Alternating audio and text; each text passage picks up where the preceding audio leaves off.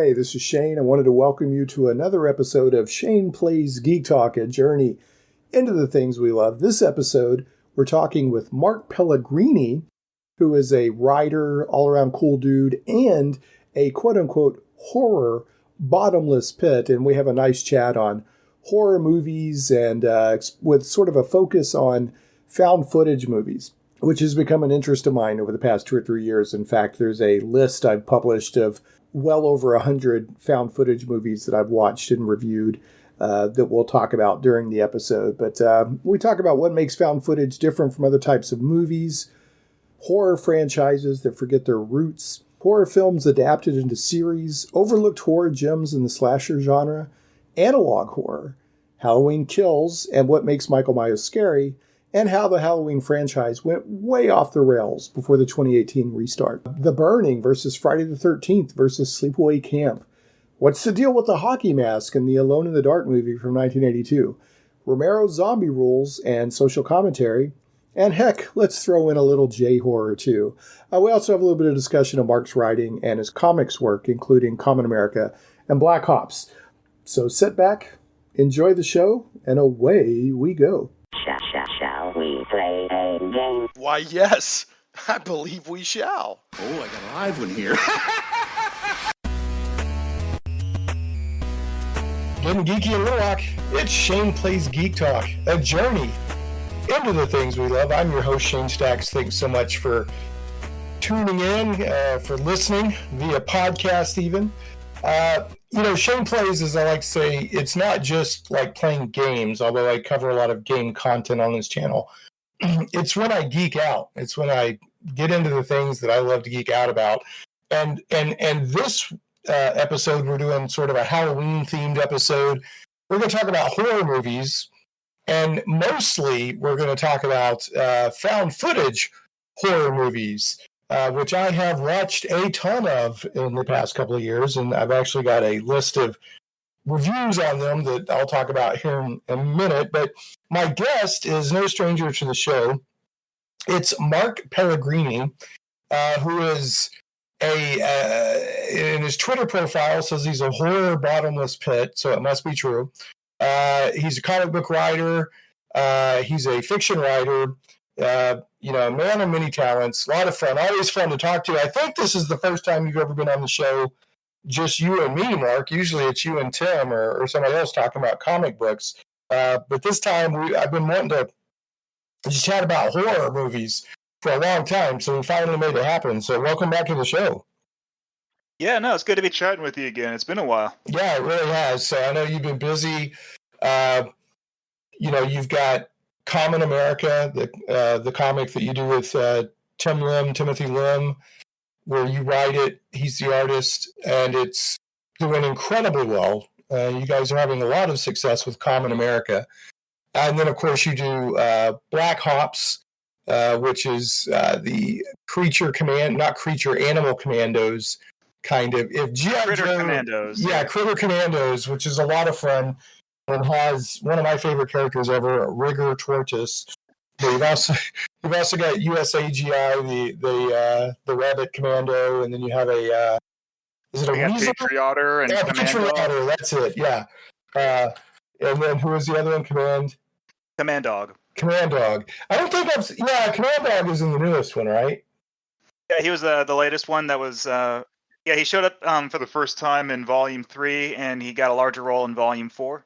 Yeah, I don't know. There's something about Rigor Tortoise I love. I like them all, though. I like how it has what would seem to be a Saturday morning cartoony vibe, but you guys play it straight.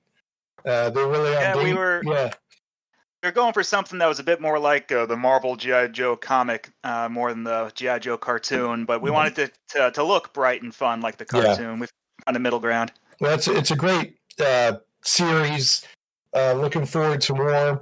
I personally, I've loved Black Ops.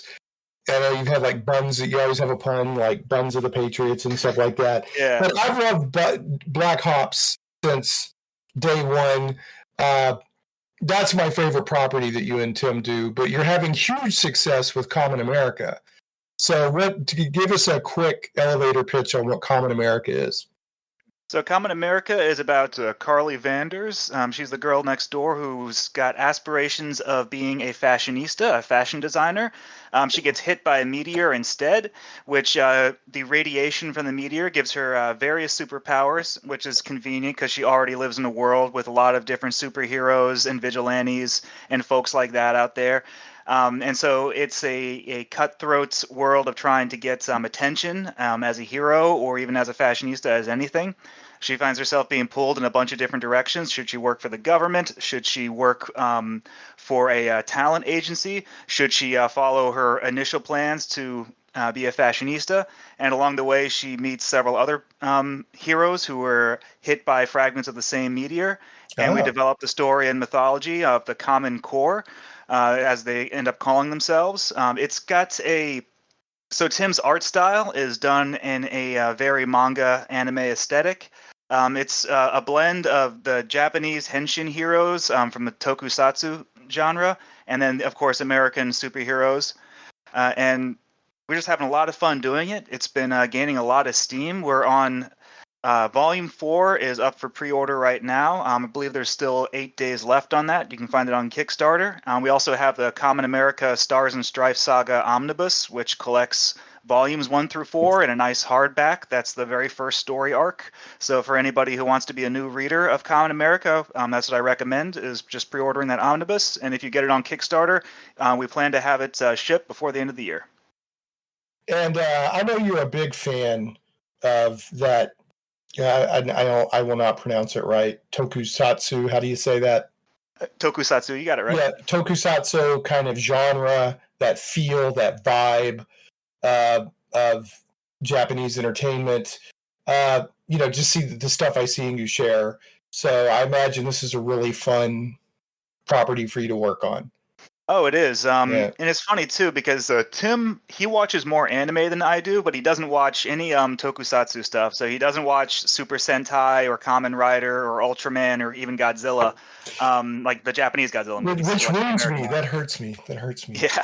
But me, I watch some anime, but not nearly as much as Tim. But I've seen all those tokusatsu series that I just listed off. I love that stuff. So together, we end up, our two interests end up blending really well, giving us pretty full coverage of what we're parroting and referencing. Yeah, and I get a sense that, I mean, you're not trying to copy Sailor Moon, but you're kind of doing, like, Sailor Moon had all the other sailors, right? And everyone had kind of a unique... Sailor Scouts. Well, so that's the funny thing, is that Sailor Moon itself was a parody of Super Sentai. And then Sailor Moon was such a huge hit that it kind of ceased to be a parody and became its own genre. Its own thing. It's huge. Yeah. I've never sat down and watched it, but everybody I know that's into anime, like the full catalog of anime, not just the recent years, loves Sailor Moon. So it's a staple. It's like Dragon Ball Z. It's one that everybody's seen. Yeah. And I like anime. I mean, I'm not an anime crazed fan, but I like anime. There's a lot of anime that I like, a lot of anime that I want to catch up on. That's the nice thing, is that anime is it covers so many different genres and age ratings and things like that, that there's a show, at least one show out there for anybody. It's like saying, cartoons. There's a type of cartoon out there that appeals to anybody. Right. And same thing with anime. I mean, if for people who just aren't into just anime in general, they're gonna like Akira or Cowboy Bebop or things like that. There's something. There is. I mean, anime is a medium, not a genre. So but yeah, it's really cool to see all of that. And this is super mainstream, but I've actually been surprised. Disney Plus just released the Star Wars Visions, which is a series of 9 shorts done by anime directors out of Japan based on Star Wars. Yeah, Tim saw that and he told me it was very good. There's a couple of them that are done by the studio that we both really like called Trigger. They had a pair of shorts on there, and Trigger's great. I saw Promare in the theater a couple years ago when it was making the rounds in the U.S., and of course I like Little Witch Academia and Kill la Kill, so I've been meaning to check that out. I got to go and watch Star Wars. They're really well done. I'm surprised. Every time I watch one, my son and I are working through them. I think we're on like 5 or 6. I'm like, how are these not making a bigger splash? Because one, they're Star Wars, but two, it's really excellent anime. And the first one is just a direct homage to samurai movies. Just really spectacular stuff. It's kind of funny with Star Wars is that everything Star Wars lately has been pretty good, with the exception of the movies. The Mandalorian's been good. That last season of the Clone Wars that they did out, that was really good. People saying Visions was really good. Visions is good. Bad Batch is good. And Bad Batch is basically just a continuation of Clone Wars, but it's focusing on one squad that was able to resist Order 66. But anyway, cool stuff. Want to move us on. I'm really bad about opening up tangents and then eating up. No, we're here to talk about horror movies, right? I have a couple of questions for you too, though. But anyway, congratulations on your success with Kamen America. And also Black Ops, and I know you're getting some stories in advertising partner Kursova magazine, I should say. You're advertising in Kursova, nice. Yeah, I advertise. We have an advertising agreement. I help promote them, and they run ads for me. And I love Alex, so I love what he's doing, keeping that torch alive for that, whether you want to call it Pulp Fiction. I'm going to hang out with Alex next weekend. We're going to watch Oculus, which is a movie from like 10 years ago that I still haven't seen, so I'm actually looking forward to that one. I've been meaning to watch. That's cool, man. Alex is a cool guy. And, Kursova, which, it's CIRSOVA, is doing very important work keeping the sort of Pulp Fiction / adventure fiction torch alive. The Pulp Fiction style magazines that were, of course, all the rage back in like the 1920s, and then by the 70s they started going kaput. But he's one of the last OG doing it right pulp publishers. Yeah, he's really doing it right. I was disappointed because he got the rights and ran that Bad Axe comic strip. I don't know if you read that or not. Sort of a sword and sorcery 70s gritty kind of. And he said that the response wasn't what he wanted it to be. So I was hoping he would do more of that stuff too. But I enjoy everything he does. Alex is doing important work. And I know you've had one. Have you had two? I know you've had at least one story. So I've had one that's available right now. It's from the 2020 summer edition of Kursova. That's published my story, Just Don't Open the Door. I've got another one coming up in the winter 2021 edition. So that's going to be out in a couple months, or just a month from now. And that's my story, She Saw It Creeping Up the Stairs. And I actually just sold a third story to Alex that's going to be published, I believe, in, I think, the fall issue of 2022. So I got another one coming up next year. That's great, man. I'm so happy for you on that, and also for the success that you and Tim are having. I felt like I kind of met you guys when y'all were beginning your arc together, kind of. And it's been really, really good to watch both of you begin achieving success, because you're both good guys, and I love the creativity and the stuff that you create. So, rigor tortoise forever. All right, moving on. So I got a couple of questions about you. We're going to be talking mainly today about found footage movies, which is a genre that I unironically love. A lot of people have a love-hate or just hate with it, but I love found footage movies, and we'll talk about that in a minute. I have a list of 118 found footage movies that I've watched with many reviews, and I'm adding to it. I just added VHS 94 to it within the past week. Oh, that's the latest one, isn't it? Yeah, it just dropped on Shudder. So I threw that review up. So I'm constantly adding to it. But I wanted to ask you a little bit. So you tweeted, I was not familiar with this movie. You tweeted over the weekend that you were watching Alone in the Dark, which was from November 1982. And what a cast. Donald Pleasant, Jack Palance, Martin Landau. I know it's weird how it's not considered like a classic. It's really it kind of goes under most people's radar, and I don't think I'd heard of it. When you say Alone in the Dark, I think of the video game. So that's me too. I think, or that terrible Yui Bowl movie based on the video game with that they did in 2005 or 95 or something like that. Yeah, when I was trying to find Alone in the Dark from 1982, I got results on that. So what a cast, but also what grabbed my attention on it was that there's a scene where somebody's wearing a hockey mask. Yeah, I know.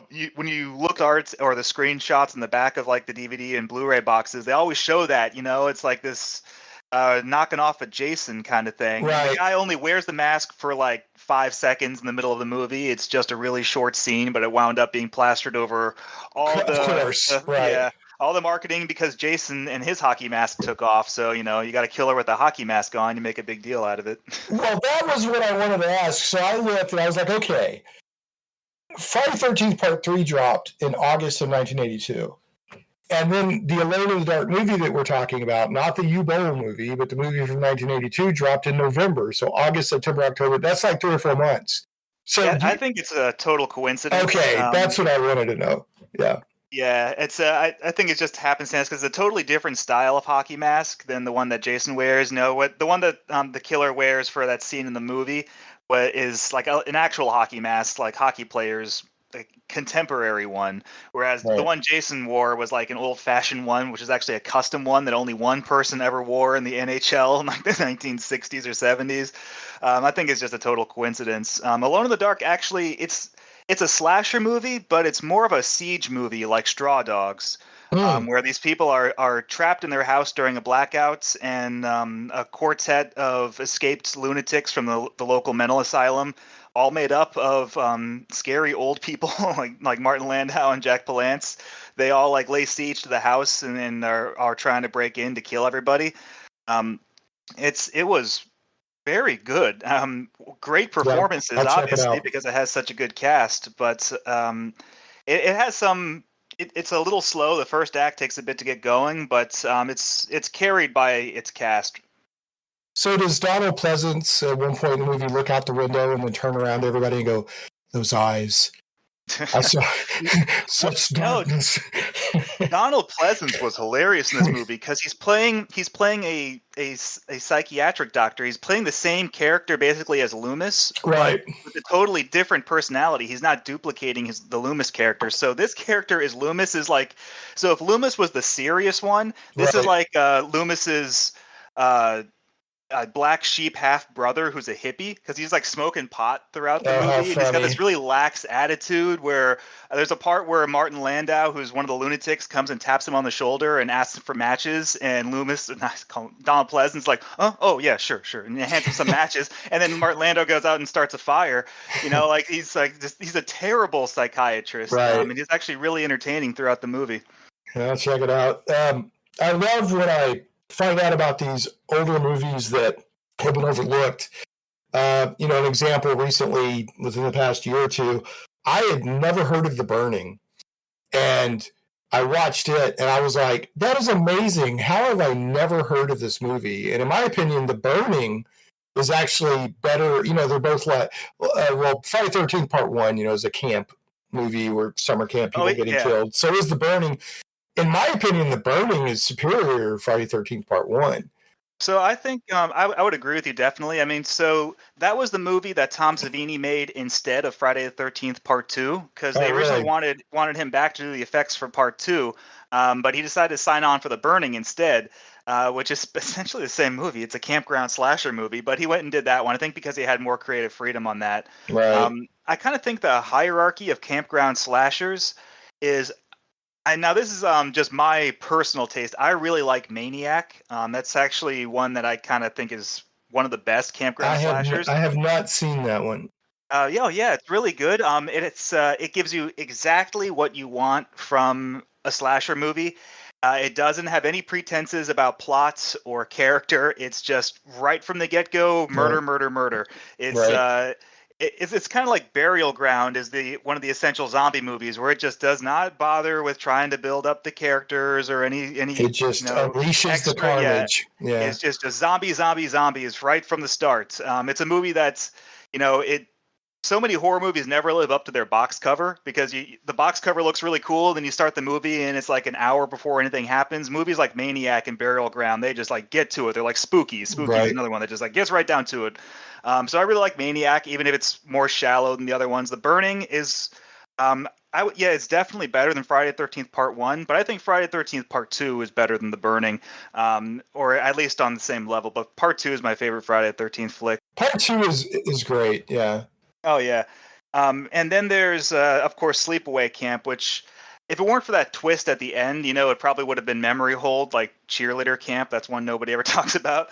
I think that Sleepaway Camp is overrated. I mean, it's the twist ending is shocking. It's what carries that movie. The Yeah, movie itself is pretty average. bland. Yeah, it's average. Yeah, other than the scene where the cook gets. Yeah, with that Yeah. ridiculous scene where he's got this gargantuan Yeah. cauldron, like he's cooking in an oil drum or something, Yeah. and then he falls into it, of course. But I think the best kill in Sleepaway Camp, the one that I remember besides that one, is the beehive kill, just because that was so gruesome. But like there's probably like 10 other deaths in that movie, and they're all just forgettable. But most of the deaths in Friday the 13th Part 1 are pretty, basic by today's standards, unremarkable. Yeah, the thing with Friday the 13th Part 1 that the deaths that stick out with me are, of course, Kevin Bacon with the hand coming up when he's laying down and the arrow coming through his... and then, of course, at the end when Jason comes out of the water on the canoe. That's such an amazing moment. Yeah. What's great about that is that if you go into the movie cold, you don't know that's going to happen. Who doesn't these days? But I actually did get to see it. We rented it on VHS when I was like 11, and I did not know that ending was going to happen, and it scared the crap out of me. Oh yeah, I watched it when I was like 8 or something over at a friend's house, and the movie was so scary to us. We kept going outside and coming back in, and going outside and coming back in. But at like 8 years old, with no filters or life experience, I saw that scene, and it traumatized the crap out of me. It's just a jump scare, I know, and jump scares are so overdone in horror movies, especially today. But Friday the 13th Part 1 wasn't a jump scare horror movie. It's kind of like the ending of Carrie, that dream sequence where Carrie's hand pops out of the ground. Right. Like Carrie's not a jump scare horror movie. So when they do that at the end, it actually has impact. You're not, you don't get conditioned to it like these movies that are so jump scare heavy by the time you get to the end. It's like, what was that one? And it's just jump scare, jump scare, jump scare. Then at the very end, Bagul pops up and looks into the camera before the credits. And which one was that? So what? Sinister was the one with Ethan Hawke. I haven't seen Haunted House movie. It's pretty good. It's just I think that's Blumhouse is the producer, the production company, and they overdo the jump scares. They're like the McDonald's of horror movies now. I mean, they really are. Which is a shame because some of their stuff is pretty good. It's just that they overdo things like the jump scares that actually kind of bring down what would otherwise be a better horror movie. Yeah, they make decent movies. They're just putting out a lot. So yeah, they just churn it out. Yeah. So anyway, all right, moving us on. We talked a little bit before we started recording. So I know that you have not seen Halloween Kills yet.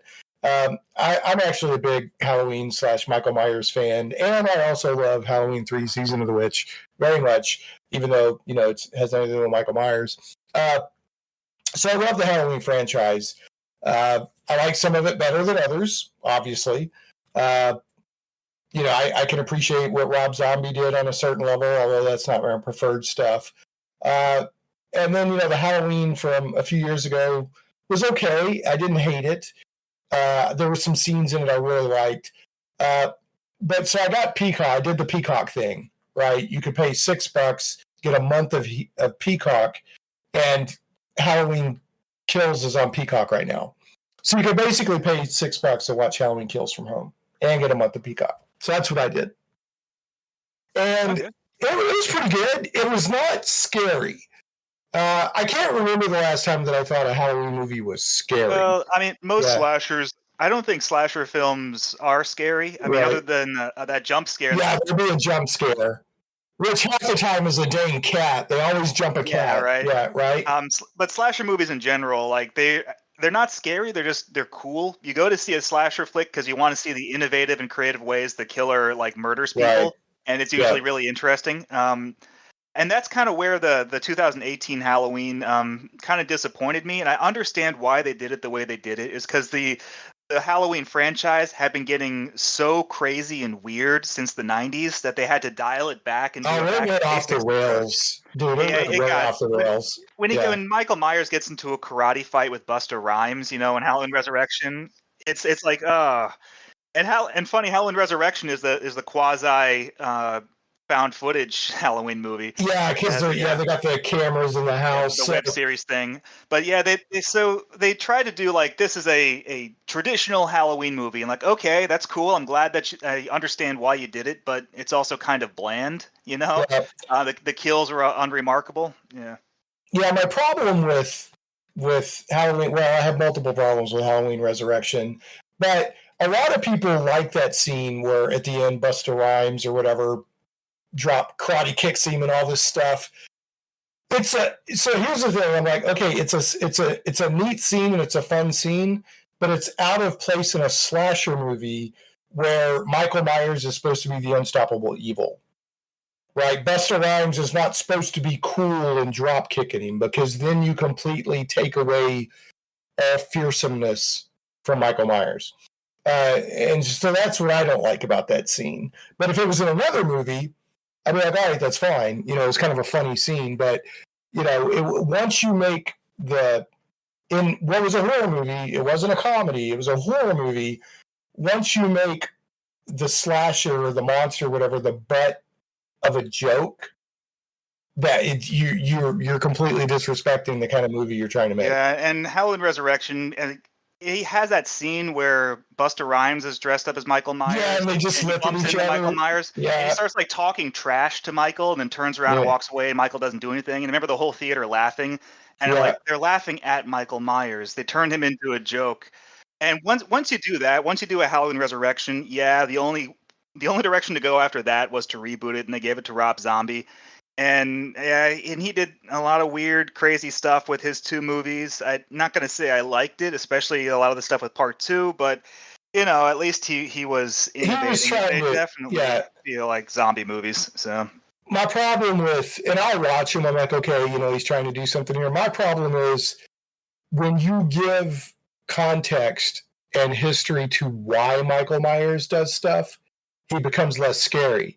Because that's the thing too. Right. What's scary about Michael Myers, he was just a regular suburban kid that ended up being just totally evil inside for no reason. So they tried doing that before, with part two, they brought in the idea that Laurie's his sister, and so he went after Laurie because he's trying to kill his sister like he did a long time ago. And like, okay, now you gave him a motivation. When in the first movie, his only motivation for going after Laurie was she went up and dropped the keys off in front of his house. And so that's when he saw her, and that's when he decided he was going to kill her. Right. It's completely random. And it makes it feel like, anybody, you could be the victim of Michael Myers. It's just totally random. Whereas they making it that he's out to kill his sister and his family and stuff is like, okay, well, I'm safe because I'm not related to Michael Myers. It takes that away. And then like by part 6, they brought in the Cult of Thorn. That whole crap. I watch it out of diligence to the franchise, but just stupid.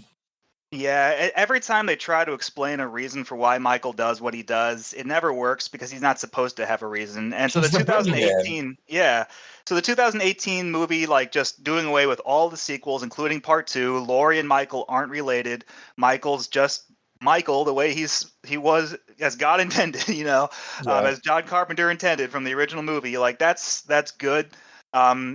I would say that 2018 Halloween wasn't great, but at least it was decent. It was a back to basics movie. I do want to see Halloween Kills. Everyone's saying that it's a lot better than the 2018 one, so I'll get around to it. So, without going into spoilers, I'll try to say that they get more into shifting away from Michael versus Laurie. They go even more in that direction, where it's not about necessarily tracking down Laurie. And there's also, they put in this element of like Haddonfield is really tired of him. And I'll just say if Haddonfield had a fortune cookie for this movie, it would be if you go looking for trouble, you will find it. But it does have, you hear about like part of the marketing, like a ridiculously high body count. Totally true. And it reinforces that like, Michael will brutally kill you. Like, he will like brutalize you while he's killing you. He doesn't just, well, sometimes he'll just stab you and keep going, but a lot of times, like, Jason will just kill you and keep going. Like, Michael will take his time and brutalize people, which it's just, you're like, ow, ooh, ow. So I thought it was fun. It's, it was a fun horror movie, and it didn't change my life or anything like that, but I think it's worth watching, especially if you like Halloween and Michael Myers. So, and I'll just leave it at that. But you can only tell so many stories, right? I mean, as much as I love like Jason and Freddy and and Michael Myers, you can only tell so many stories. Yeah. Well, the nice thing about slashers is that it's very easy to relocate a slasher. And while it is simple, it's one of those things that's so simple that you could probably tell 100, movies worth of Jason stories. It's just there's a difference between I don't know, Jason goes and kills a bunch of people on a boat, like in Part 8, or Jason goes into outer space and becomes a cyborg. There's a point where you take it too far. Yeah. I love freaking Jason X. I don't love it as a Friday the 13th movie, but I love it as a sci-fi horror movie. It's got a lot of fun moments in it. I used to hate Jason X. In fact, I remember even seeing it in the theater just because I wanted to see a Friday the 13th movie in the theater. But I remember hating it. But then eventually there was a point where it was like I finally got the joke, and that's that the movie is a joke. It's like if you don't see it as part of the franchise timeline, like it's just a self-parody of the Friday the 13th franchise, kind of like there's the Hammer Frankenstein. When they put him in the hologram, in the holodeck, and they're like, we're doing illicit, wanting to have sex, right? Yeah, right. The movie is just a goofy parody of itself, and then it's really funny and entertaining. I don't view it as canon. It's kind of like Hammer has their Frankenstein series, and there's one installment in the Frankenstein series that's non-canon. It's Horror of Frankenstein. It doesn't even have Peter Cushing in it, and it's a self-parody of their own series. And if you watch it that way as just a parody of itself, it's actually a pretty good Hammer Frankenstein movie. It's a comedy, but it's funny. Same thing with Jason X. It's just a parody of the Friday the 13th series within the Friday the 13th series, and it's just funny. Right. I hear you. Well, getting back, talking about there's only so many stories you can tell. I mean, you can make an infinite amount of movies that, like you were talking about earlier, like movies that just get right into it. Don't worry about character, just get to the good stuff. You can make those over and over and over with Freddy, Jason, Michael Myers.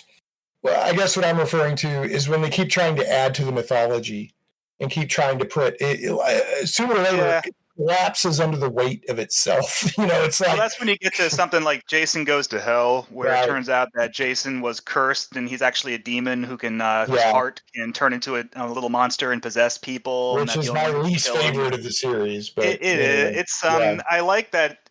It's one of the goriest in the entire series because it came out in the 90s when the MPAA was lightening up on their gore censorship. But it's exactly, it's like the Curse of Thorn thing from Halloween 6. It's like that's just, you added a little bit too much as you over seasoned it. Yeah. I mean, it works best in my opinion when he's the very definition of evil for no discernible reason, because then the kid next door could do that to you. Or, a family member could just suddenly be evil and take you out. That's much scarier to me than knowing the motivations. So, do you have a favorite horror movie franchise? Speaking of franchise. Let's see, franchise. You like the Puppet Master stuff, don't you? Oh, man. I love the first 5 Puppet Master movies, and that's where I do a hard stop on that series, and they've made I think they're on Puppet Master 14 or 15 by now, and they're all awful. When Full Moon, you can watch those Full Moon films from the 90s, and you can tell exactly when they ran out of money, because those movies go from entertaining and watchable to just absolute garbage, and everything's filmed in Romania, and it shows, and you can always tell what number in the series. Puppet Master 5 is where you stop, because from Curse of Puppet Master on, they're just awful. From that point on, they're Corman movies. Yeah. They're sub-Corman. They're pretty bad. Like Subspecies 3, when they can still afford to do stop motion And then when they can't do stop motion, that's when they've run out of money. And what was the other one that was so bad? When they started doing stuff like Ginger Deadman and Evil Bong and Doll Graveyard, that stuff. it's bad. Yeah. So would you say that's your favorite franchise, or do you have another favorite? When it comes to a franchise, I think Friday the 13th might actually be my favorite franchise. There's certainly a lot to it, and it's been, for someone who loves Friday the 13th movies as much as I do, this we're going on 12 years now. This 12-year drought of Friday the 13th movies has been pretty brutal, and it's all because of that lawsuit between the original screenwriter and Did you try out the video game? I heard good things about the video game. I did. The video game was a lot of fun, and then they had to stop updating it because of the lawsuit. I've been collecting. So NECA has been putting out in their Ultimate series these Jason toys that are fantastically sculpted, and they've been doing one Jason from each movie because Jason looks different in each movie. They've been great. Right. Yeah, and they had to put it on hold. I think they finally just got the green light to continue, but it's been on hold for 2 or 3 years. There's just been nothing for all these years because of that lawsuit that would not end.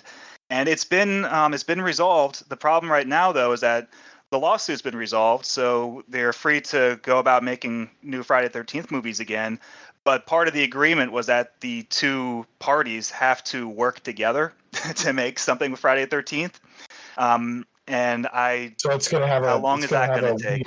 It's going to have a weird vision. Yeah. It's not so much that. It's more that you have basically two captains now. And so how long is it going to take for them to put out a movie when the two people who've been going at it in court for 12 years now, to get them to work together? We could be waiting another 12 years. We'll lock those two guys and Kane Hodder in a room and let Kane negotiate between them. They'll do aggressive negotiations to get something worked out. Well, I Friday the 13th is not my favorite franchise, but I like it a lot. But I prefer the pre-zombie Jason stuff. I thought, after he became a zombie and all that was not as interesting to me, but I do like Friday the 13th. And I watched the remake. It was okay.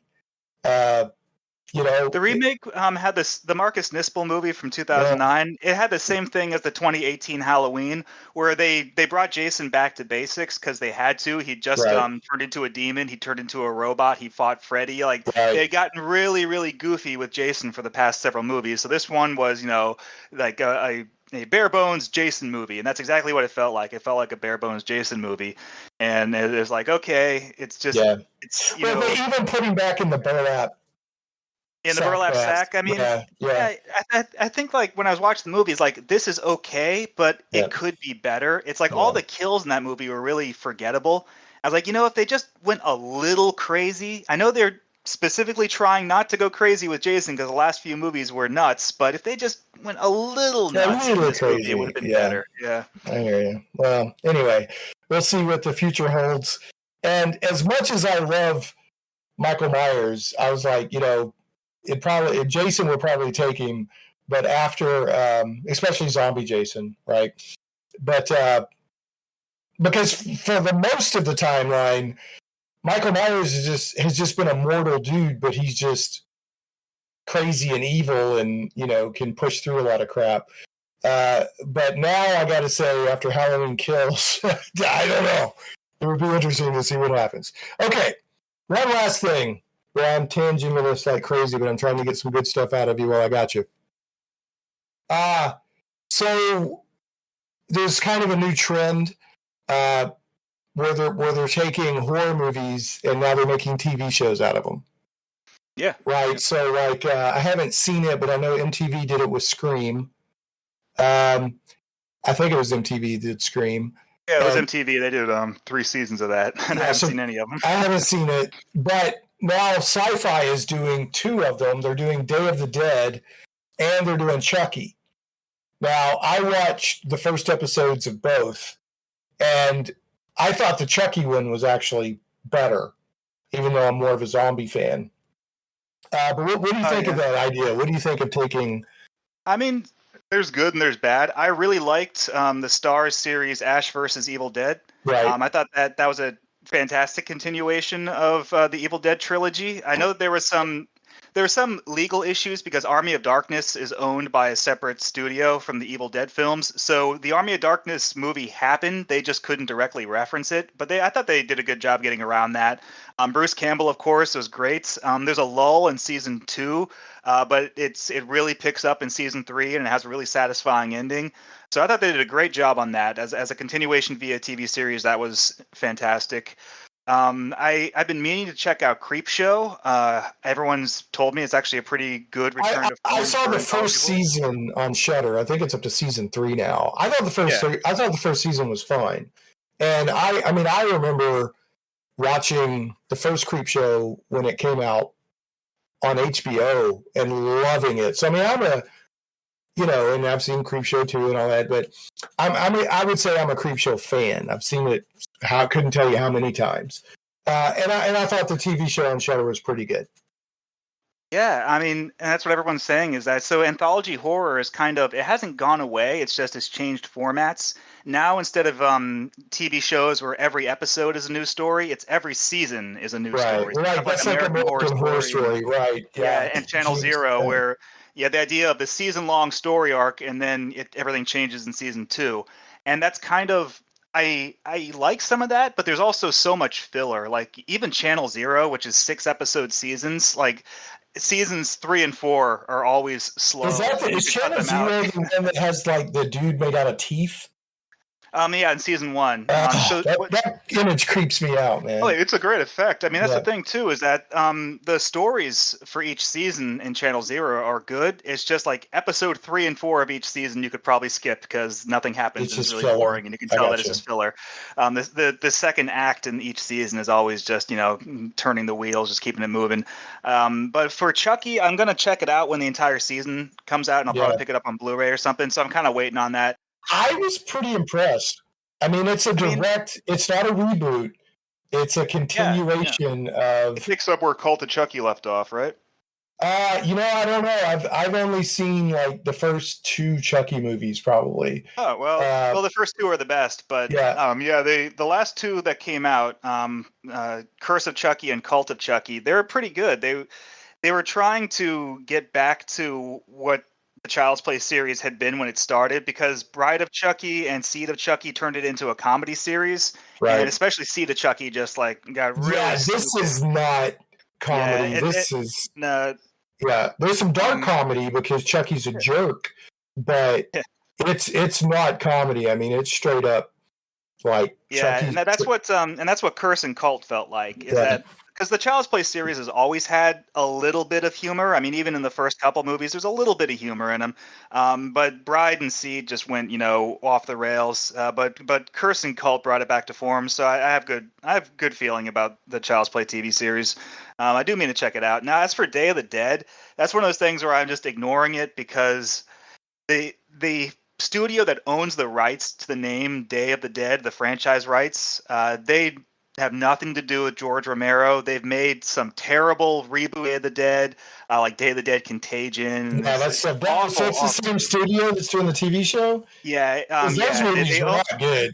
Because they're awful, yeah, but they own the rights to Day of the Dead, so they're just exploiting them and just making garbage and slapping the name Day of the Dead on it, because that's what they have the rights to. And so I just ignore anything they do. Well, to be fair, I would say I watched 1 episode.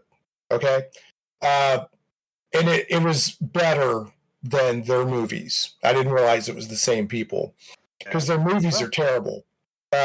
Yeah. Well, that's good. I guess it all comes down to who's steering the ship. So if somebody does actually care about the Romero franchise, maybe they'll do a good job. That was the question I have. Was what makes it Romero? And I'll tell you what I think is what makes it Romero. But, I'm curious about your answer too. But they talk a lot about this TV series. They're trying to be in the spirit of Romero, which the movies they've made, like Day of the Dead and Day of the Dead Contagion, were not Romero at all. No, nothing to do with them. Yeah. Right. But this is like Romero to be a Romero zombie movie, there's two different things that have to happen. One, you have to follow Romero's rules of zombies, right? Which is what most people think, but they're not fast. Shoot him in the head, kind of shoot thing. him in the, Stop well, him. I think they broke that rule. Now that I think about it, because there was one that like gets half of its head sheared off, and it's still like staggering around. But there's it's Romero type zombies so far in the TV show, but Romero always uses zombies as a vehicle for social commentary every time.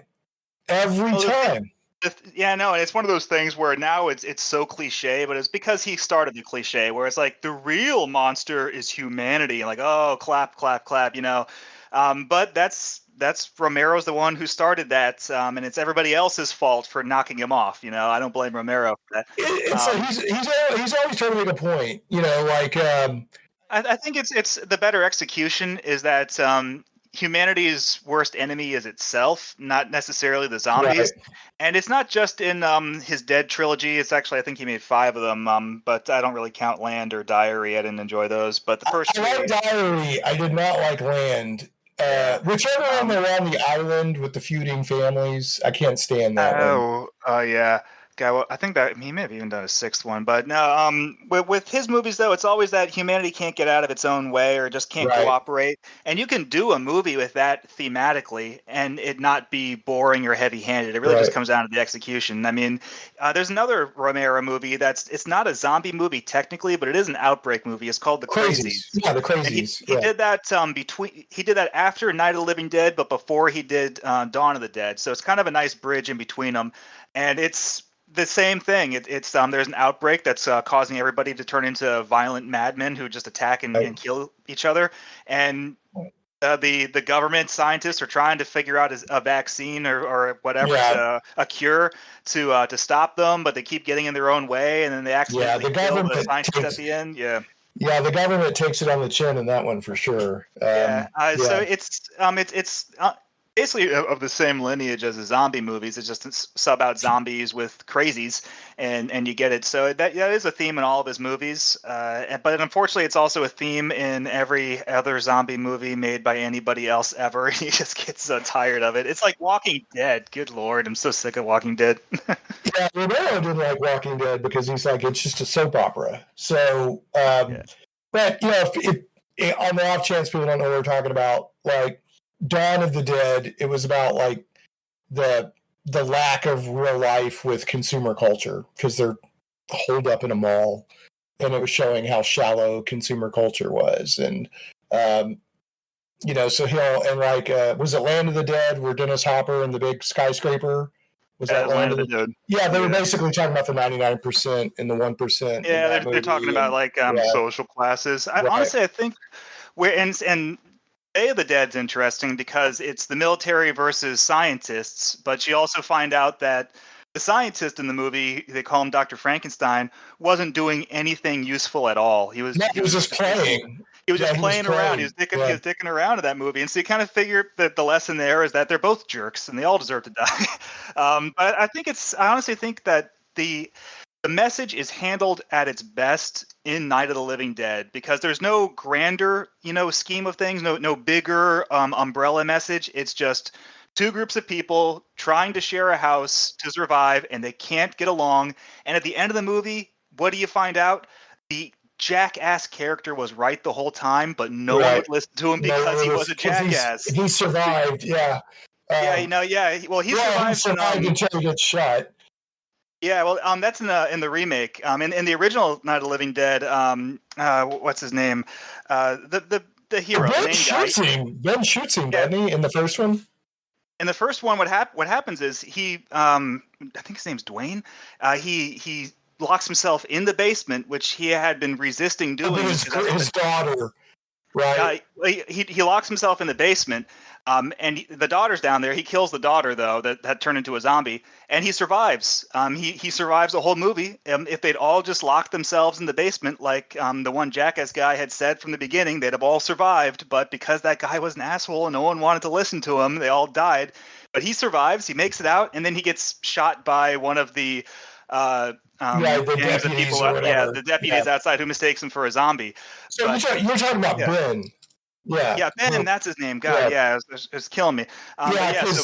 Because he ends up taking refuge where he said we shouldn't go down there, but that's where exactly, he ends up and that's what makes that movie so interesting is that it turns out that the asshole character that everybody hates throughout the whole movie was right the whole time. Yeah. But the moral here is that if you want people to listen to you, don't be a jerk.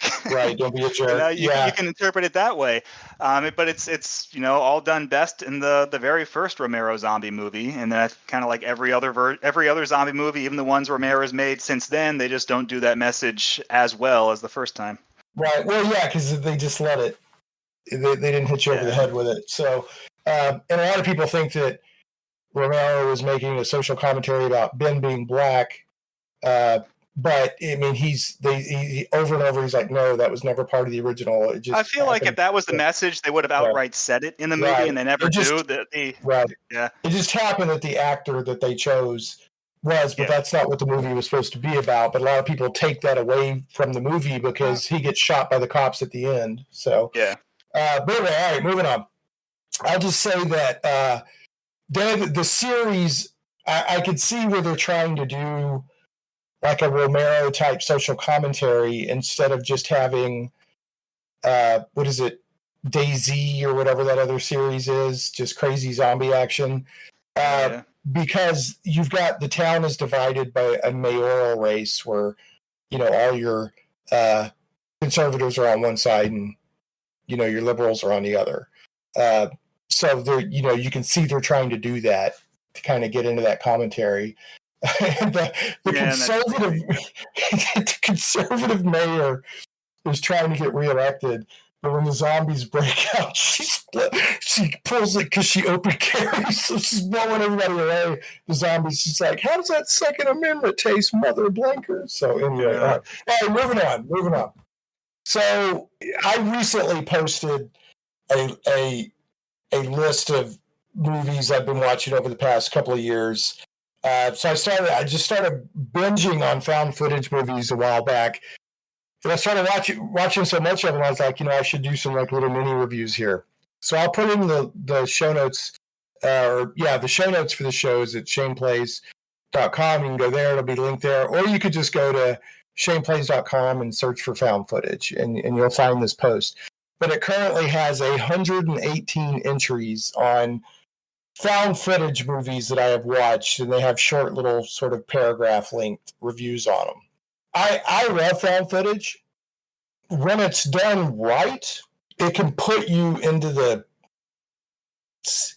movie in a way that other movies can't, because it's not perfectly shot. It's just like you're seeing it from the perspective of if it was happening to you. POV. I mean, I think people have kind of gotten over their instinctive hate of found footage. It was I know, like it was almost like a bad word, like 10 years ago, because everybody was doing found footage flicks. And it was almost like back in the 80s, people were sick and tired of slashers. Now everybody loves slashers. Slashers are retro. We enjoy it. I think it's the same thing with found footage, that we're kind of, because we're not in that glut of nothing but found footage anymore, that we can go back and we can pick and choose, the wheat from the chaff, and we can say, hey, these movies are actually pretty good.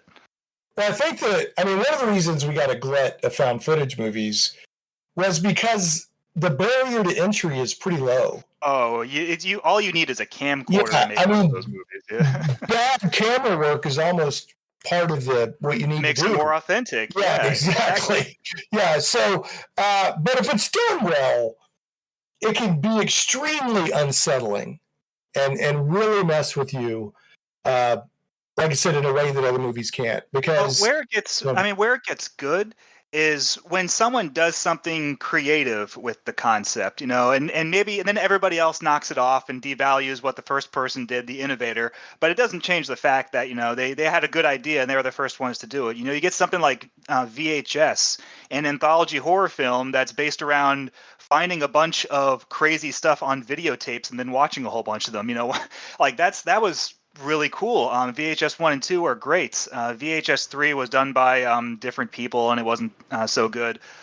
Or something like I need to revisit VHS Viral because I put it in the same category with VHS and VHS 2, but I see so many people knocking on it. I need to rewatch Viral. It really let me down. It had fewer stories. The stories weren't as good, and it lacked that because it wasn't made by the creators. So it was like Creepshow 3, which was not made by Romero, Stephen King, or Tom Savini. That was just the rights holders who owned the IP Creepshow. They just made a terrible movie and slapped the name Creepshow on it. That's what VHS Viral kind of felt like. It was just like, hey, we own the rights to VHS. Let's just crap out a VHS sequel, even if the people who created the series aren't involved. And that's exactly what it felt like.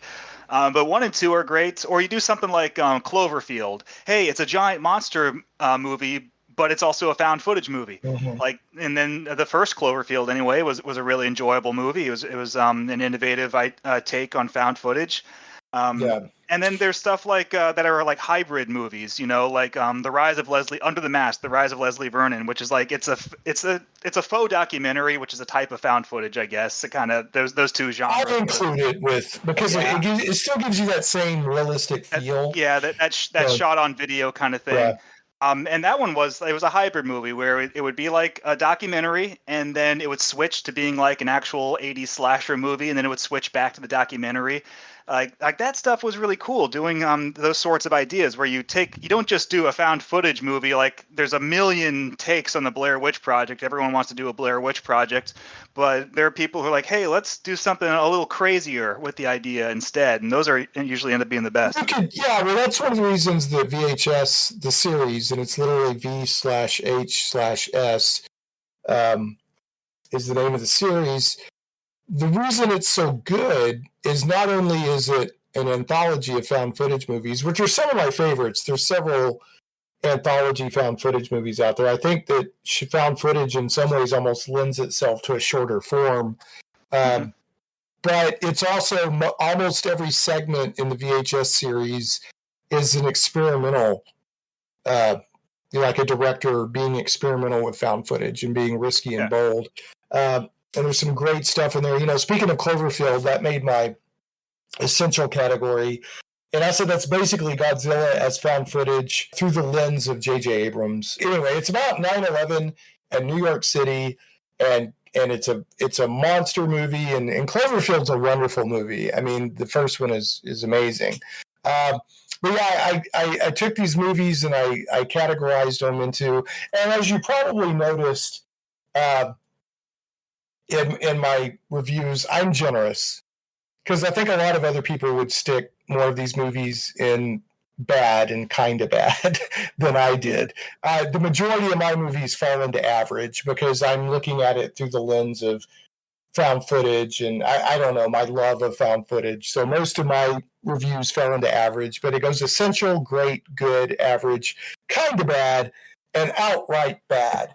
And in my world, it's really got to be a stinker to make bad, because there's not a whole lot in the kind of bad and bad categories. So I'm sure a lot of people will look at this list and go, "What? How is he rating stuff that way?" But remember, these are my opinions. It's subjective, and it's just how I ranked them. But talking about, let's go back to Blair Witch, because there were found footage movies before that. Yeah, Blair Witch is the one that really kicked it off and kind of right. It cemented what we think of as a found footage movie. Even if like Cannibal Holocaust came out in the 70s, right. But that's not what the movie people think of when they think found footage. They immediately think Blair Witch. Blair Witch, because it established not only did it establish sort of the style of horror movie that found footage usually is, but it also established a lot of the tropes. It created a template, for better or worse. Right. It defined a formula. Right, exactly. It established sort of a formula. Not the least of which is in almost every found footage movie, nobody survives. That's kind of the point, is that someone has to find the footage. Like, oh, hey, look what I found. I wonder what's on this videotape. And then you find out everybody died. Right, exactly. You're like, oh, that's very depressing and morbid. But anyway, so Blair Witch came along. I remember going to see Blair Witch in the theater, and it was pretty creepy in the theater. Never seen anything like it. You know, it's a big phenomenon. And the marketing campaign at the time literally had people convinced that this Yeah, was you had real to found footage. yeah, it was one of those like you had to be there kind of moments to understand. You know, and the film seems so kind of like quaint now, but like if you were there in 1998 when everybody was talking about that movie and it was all over the place, and Sci-Fi Channel ran a documentary about the Blair Witch, pretending like the Blair Witch mythology was real and that the whole thing was real, and you watched that documentary, even if you knew that it was all just a marketing campaign, it really sucked you in. It was almost one of those what are they called ARGs, alternate reality Reality games, or what they're games, called yeah. now, but Right. it was like a multimedia experience. I mean, that transcended just going to see a movie or renting Blair Witch on tape. Right. Yeah, now it's just one of a million horror movies you could watch on Shudder, but at the time, you know, it was like an experience. It was an experience. Everybody was talking about it. I worked with a guy. I distinctly remember. I worked with a guy who thought the marketing story was real. That they had really found the tapes or the footage. You know, and there was the actors, the actress, and the actors, and all that. I remember for a while they're like, "No, we're still alive. Hire us. We're actors." Well, You you know, know? it's funny because when people like read about the Orson Welles War of the Worlds broadcast, I'm like, how could anybody be so stupid as to think that aliens were real just because of that radio broadcast? And like, well, were you there in '98 Yeah. when Blair Witch was out? Because I knew a few kids in my high school at the time who Yeah. also thought that it was real. I mean, there are gullible people who fall Yeah. for that stuff. No, no doubt. Yeah, this guy was convinced it was real. And I remember like there were 3 or 4 of us trying to explain it wasn't real. And I mean, he really thought it was real. But anyway, so I went and saw it. Pretty creepy in the theater, never seen anything like it. But what really got me was it was me and a buddy, my roommate. We're both in the Air Force at the time. And we went to Hastings after the movie. And there was like a Blair Witch comic book or magazine or something.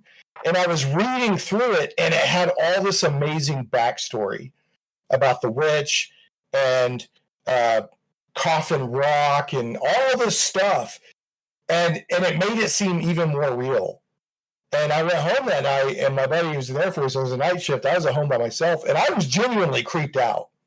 I mean, that got under my skin. I honestly think that that faux documentary I watched that more than I watched the actual Blair Witch Project movie. I like that documentary better than the movie. Right. Yeah, the one that it was like a marketing thing that came out. Yeah, it's always they always include it on like the DVDs as a bonus feature because it was a documentary that ran on the Sci-Fi Channel, but it's the one that goes, like you said, through the fake history of the Blair Witch with all these like fake paintings that are supposed to look like, you know, period drawings and portraits. They did a good job Blair with Witch. Yeah, they did a great job on it, and I actually prefer watching that than than watching. Oh, how funny! Yeah, they did a great job on it. But I watched it again within the past year or two, and it did nothing because I've seen so many movies like it, and I knew it was going to happen. So it did nothing. I hate to say it, like the big granddaddy that, you know, broke so much ground.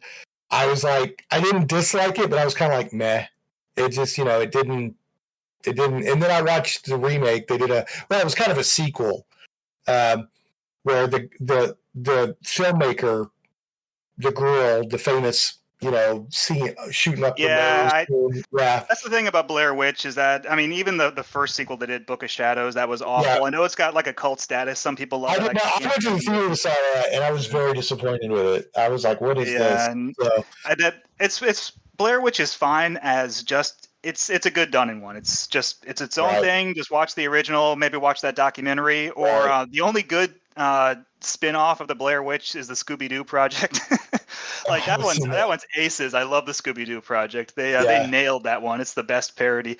And you can watch a short film version of it. It's been compiled on YouTube, but yeah, that's kind of the only Blair Witch thing. Now there was something that actually, you know, its only claim to fame is that it's exactly like the Blair Witch Project, and it came out like a year earlier, but nobody noticed it. Oh, the last broadcast. Yeah. And I've seen the last broadcast, and my attitude is like, yeah, I can understand why nobody noticed this movie, but noticed the Blair Witch Project instead, because the Blair Witch Project is the same thing but better. Yeah. That's all I can really say about it. Yeah. The interesting thing to me about the last broadcast, because the more I researched found footage movies, I was like, oh, this is a bigger rabbit hole than I thought. And so I watched the last broadcast kind of out of due diligence. And, I went back and I watched Cannibal Holocaust and all that, which I have to recommend. Cannibal Holocaust is a tremendously powerful horror movie, and it's got a very strong found footage component in it as well. If somebody, it's great. It's just a very unpleasant film to watch, not because it's bad, but just because it makes you feel unpleasant. Oh, yeah, it's an unpleasant movie. There was evidently, like when I was reading up on it, for a short time, again, people thought it was real. The director was brought up on murder charges for a short time. He had to prove that they were alive. Yeah, he was brought up on obscenity charges, I think, in like the UK. And so basically, if he ever went to the UK, he'd have been arrested. Yeah, that movie upset a lot of people, especially for the time, because it was 1980. And it's got a more standard movie wrapped around a found footage bookending segments. Yeah, and it's and there's like some people get upset because they really kill animals in the movie. Like they shot a pig. That's the part so they kill animals in the movie, and they also they do use some stock footage of like military executions, and those. Obviously, that's real footage of people getting killed, but it's done via stock footage. So there is a lot of realize that. Yeah, that's crazy. So there is a lot of reality in that movie. It's kind of like watching Faces of Death. Faces of Death, like I'd say 75% of the footage in Faces of Death is fake, but there is a 25% actual footage of dead people, and of course all the slaughterhouse footage of actual animals getting killed, and all of that is just relentlessly unpleasant to watch. But that 25% of real footage lends a reality to the 75% of fake footage, and so it blends, and so it gets to the point where you can't always tell which is fake and which is real. The Faces of Death films, though, they're I guess they're found footage. You could call them that. They're reality TV. They kind of fall into a crack in there, and they're pure exploitation. There's a lot of, so Faces of Death was mostly fake. But what Faces of Death did was it kicked off a genre of videotapes in the 80s that weren't fake. It kind of accidentally started a trend of people making films and selling them that are basically like snuff almost. Snuff films, basically, of just like they would find footage of dead people and people dying and animals dying. It's like they weren't killing people on tape, but they were finding but they're finding like the news footage and stuff like that. And so Faces of Death ended up creating that sort of like pseudo snuff genre. The demand for that stuff. I don't know how we got off on this tangent. We were talking about Cannibal Holocaust had some real footage. We're talking about Cannibal Holocaust, which is worth checking out. If somebody considers themselves a horror movie fan, I recommend Cannibal Holocaust. I mean, it's just a good movie in general. So it's not, but as you pointed out, it's not inspiring. It's pretty hard to watch. So it's very hard to watch, but they have evidently some footage of people really getting shot. I didn't realize, or killed. I didn't realize the turtle getting that turtle that gets killed is real. And that's oh god. You don't like to watch that part, but the rest of the movie is just a pretty good people getting eaten by cannibals movie. Right, and deserving it. I guess that's a spoiler, but anyway. All right. So I'm just kind of looking through my essential list. Blair Witch Project I put in there as a place of honor. Cannibal Holocaust, Cloverfield. Now, Grave Encounters. This one is interesting because it's not as good as the other movies in the essential list, but it's what I consider a best-in-class example of a type of found footage movie that you encounter a lot, which is the ghost hunters investigating the hospital or asylum or whatever. That recurs over and over and over. And because I guess finding an empty building and walking around with a camera Yeah, right. is a relatively cheap. It's one of those. Yeah, it's really cheap. Now Grave Encounters, it's disappeared into the memory hole in my brain of all the movies that are just like it. So it didn't leave a big impression on me. But and the entire Ghost Bros TV genre of reality television, which I don't watch. Yeah, I don't watch any of that. Where it's a bunch of guys with a camcorder go into a basement and start yelling at ghosts, like, "Hey, come at me, bro! Hey, come on, I'm here, bro! Come fight me, bro!" Like you're just yelling at ghosts. What? This is stupid. It kind of falls into that. It's all I can think about whenever I see like a movie like Grave Encounters. But I think the Ghost Hunter found footage works best when it's a faux documentary. Like there's one that the BBC did back in the 80s called Ghost Watch, which I really want to recommend. see this so bad. I can't find it. I hear nothing but good stuff about it. Oh, it's really good. It kind of gets a little silly at the end, but as a faux documentary, found footage kind of thing, it's very good. Now I'm saving it for Halloween. That's going to be my Halloween viewing. But the WNUF Halloween special is fantastic. Is from what I've read of the summary, it's a similar kind of thing as Ghost Watch. And I can't wait to watch that one. I've been saving it since September. Yeah. The Blu-ray came out, and like I'm going to watch this on Halloween. That's going to be my special Halloween events. That made my excellent category. It could have easily made essential. It's very good. The WNUF, it's a little comedy, but it's 80 to 90% horror, and it's a faux news broadcast. Yeah, from the 10 o'clock news or whatever, and it also has these wonderful local commercials, and it's like it's filmed on VHS, like it was filmed off TV in like the late 80s or early 90s. And that's what I'm really looking forward to, because I frequently plunder archive because people on archive.org just upload their vintage VHS recordings from TV. Like I love that stuff. You'll see like there's a video on archive.org and it'll just say Nickelodeon September 10th 1993, and it's just like 2 hours of Nickelodeon that some guy recorded back in 1993, and it has all the commercials, all the original bumpers, and you just watch it's like you're watching TV again in 1993. It's great. I love that because the commercials and the bumpers and all that capture so much of the spirit of the times. It's very different. It's a very different experience from just like watching it on DVD. I could watch. You can watch Golden Girls, season 1 on DVD, but that doesn't have the same feeling as watching a VHS recording with all and like.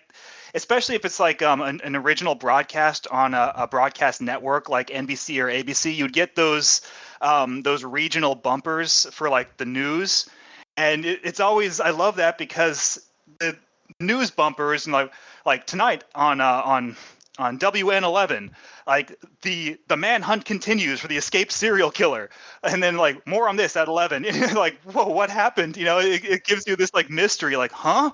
What are they talking about? What happened back in 1993? Escaped killer? Like, where was this taped? I want to know more about that. Stuff like that. It's great. I prefer like if I can go and I could watch like the Garfield Halloween special on DVD, or I can go on archive.org and find a VHS recording of it from 1985 when it originally aired on ABC. Right. And like that's so much more nostalgic and so much more fun. I absolutely want the old commercials and all that. Yeah, it's just there's something about it. But yeah, the WNUF Halloween special makes a lot of lists of the best found footage out there. I want to see Ghost Watch very badly. I can't find it, but I would like to see it. I'm going to look and see if I can find a link to it, and you can watch it. But yeah, it's because it hasn't been released in Region 1. I think because it was a BBC broadcast, it's kind of stuck in some sort of like international rights limbo, and that's why we haven't gotten it. It's another one of those shows that kind of had a War of the Worlds kind of thing going on around it. So they presented it as if it was a live special on BBC, I think on Halloween night. I could be wrong, but these people were, I don't know, researching a haunted house or something, And like people started calling into the BBC like really concerned. Like, are they okay? And it was another example of people taking something that was fiction and assuming it was real because it was presented as real. Now I did a quick search. I can't find it, but there's either a WNUF Halloween special sequel coming or something very similar. I know I've read about that lately. So you might want to keep an eye out for that too. They're either making a direct sequel or something that's in the same vein. But I think that you will enjoy your Halloween night very much because it's really fun. It's really great, and it also was it Ed and Elaine Warren. Ed Warren. Ed and Lorraine Warren. Yeah, there's a parody couple of them in it as well. So if you know who the Warrens were, that they're talking about. Yeah. Basically they're the stars of the Conjuring film series. So most people know them from that. What's interesting about Ed and Lorraine Warren is obviously they had really long careers as paranormal investigators prior to the Conjuring films. So there's a couple movies based on them that you can watch that's kind of like pre-Conjuring movies. Sure. There's one called it was a made-for-TV movie with Kevin Bacon. I think it's called The Demon Possession Case, and it's pretty bad. And then there was another one made in the 90s that I really liked called The Haunted. It was another made-for-TV movie about the Warrens and one of their cases that I remember liking a lot when I was a kid in like 1992. Then I went back and rewatched it recently, and it doesn't hold up quite so well. But, that's a shame when that happens. Yeah, it's better if you hadn't have seen it again. But yeah, they were. I could do a whole show on the Warrens. I went and read The Demonologist, and I've seen several of the movies and whatnot. They were involved in a lot, just dozens, if not hundreds, of paranormal investigation, and they were officially like they had a relationship with the Catholic Church where they would go in and check stuff out, and if they thought it was legit, they would call in the church for an exorcism. So they were involved with a lot of crap, but there's also controversy around them. Yeah, there's a lot of they made that their career to sell books. So how much of it was fraud, how much of it was legit, who knows? But they make for entertaining movies. I'll give them that. So speaking of paranormal, though, you have Paranormal Activity on your essential list. Of course, yeah, the first one. So that's also the reason there's a few on the essential because they broke ground and established sort of a subgenre within the found footage, and then everybody exploited it and knocked it off and copied it. And like I said, like when we were talking about it earlier, is that once everybody copies it, it devalues the original because the original doesn't seem so special anymore. Like the first Paranormal Activity, provided you watch it with the original ending, that kills any chance of a sequel. If you just watch it as a standalone film with the original ending where everybody dies, then it's actually I haven't seen it. The only ending I've ever seen is where she sort of lunges at the camera at the end. Yeah, that really stupid ending. So what they did was they changed the ending, an initial run of the movie, which had the original ending where she slits her throat and dies. And so both the husband and the wife die at the end of the movie. And that's it. But once they landed with a Hollywood studio for distribution, the studio's like, oh, this has franchise potential. Change the ending so that she lives and we'll do sequels. And that's what they did. And then we're on like Paranormal Activity 7, I think, at this point. Yeah, so here's the thing. I mean, I've watched all of the Paranormal Activity movies. I like them, but as we talked about earlier, so when you keep adding to the mythology of a film franchise, sooner or later it collapses under the weight of the mythology, and that's starting to be what happens with Paranormal Activity. But the first couple of Paranormal Activities where it was just an invisible, awful, unknown presence in the home, caught on cameras doing increasingly creepy and dangerous stuff, is a very effective formula. It is. I mean, so when it starts out, Paranormal Activity 1, when it starts out, it's just like the door to their bedroom kind of like creaks on its own, something really, really subtle.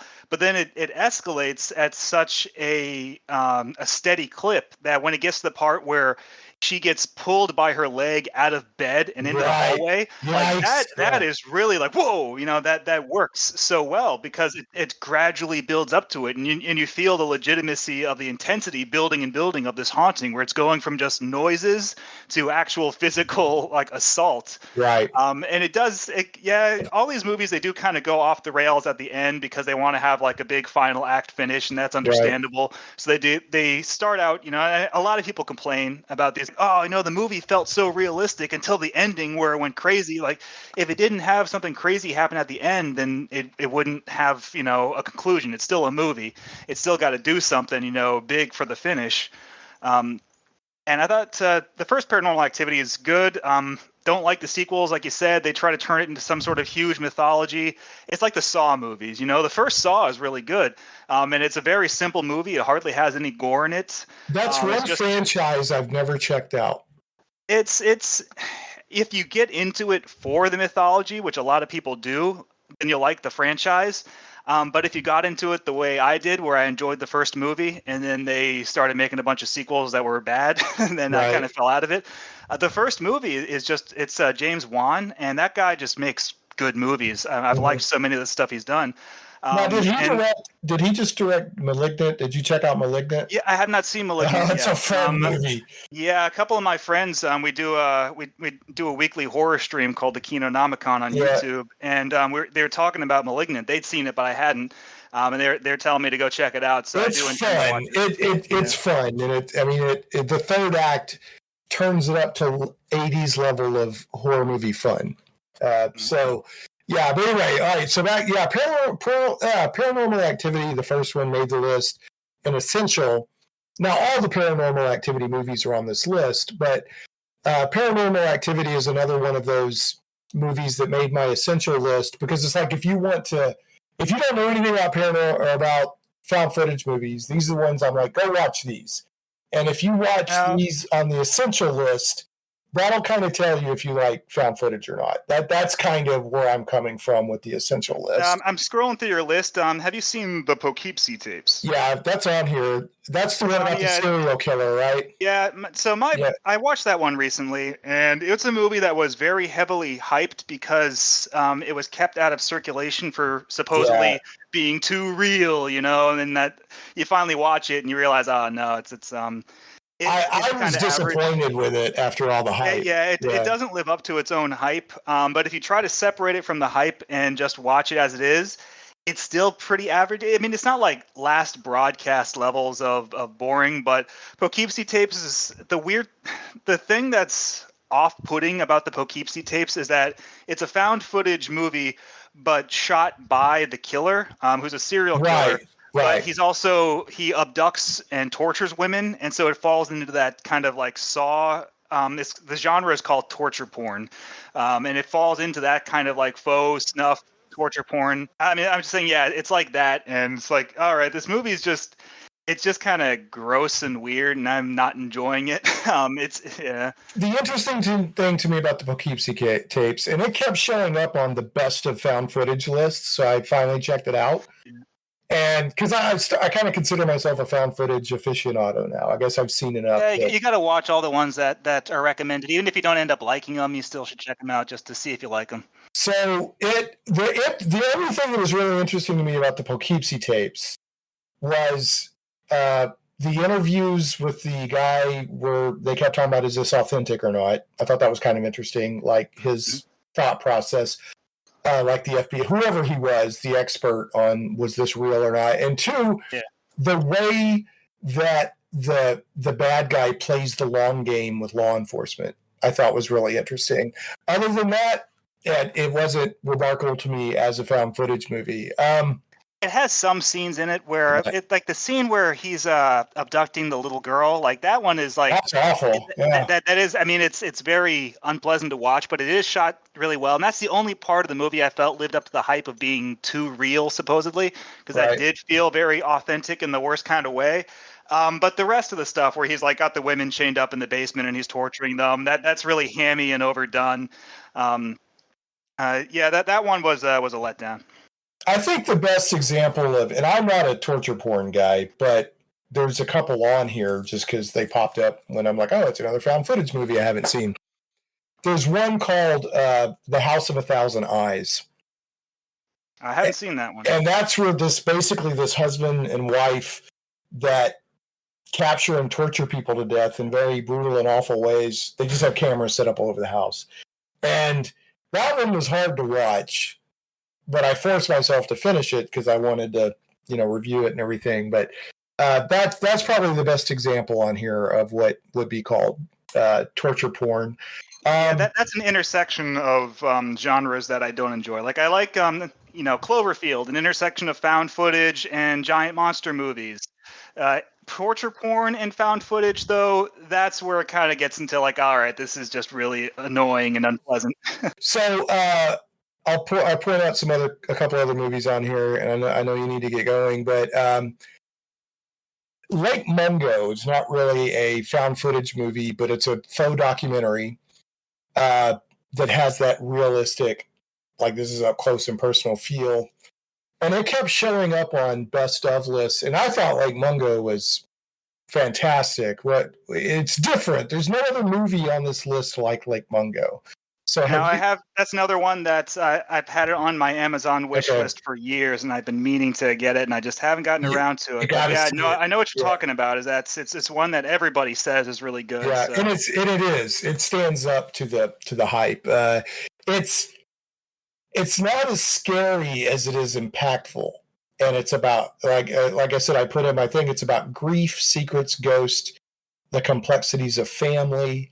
It's just amazing. It's not really a horror movie. It's more of a dark fantasy, modern fantasy. Have you seen Troll Hunter? Troll Hunter, yeah, I have seen that one. That's another one where great movie.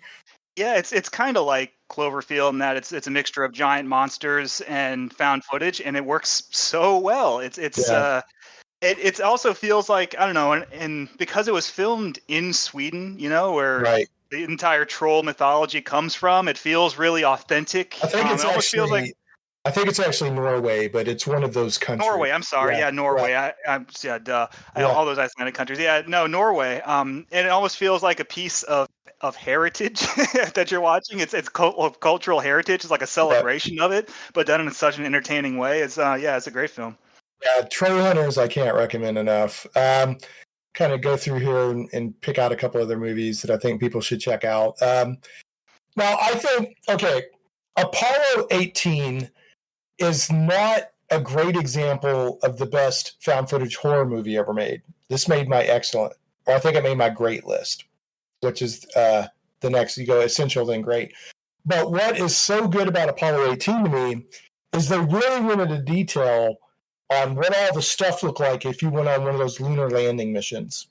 So you get a really good insight into what it was like for the astronauts to be in the capsule and, like bumping their heads when they're waking up and stuff like that in the gear they had and all that. I thought that was really good.